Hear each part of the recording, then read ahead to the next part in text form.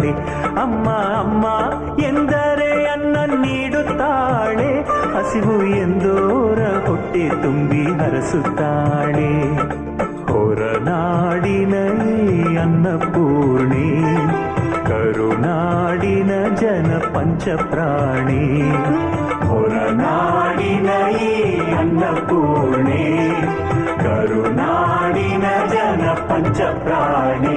ಅಮ್ಮ ಅಮ್ಮ ಎಂದರೆ ಅನ್ನ ನೀಡುತ್ತಾಳೆ.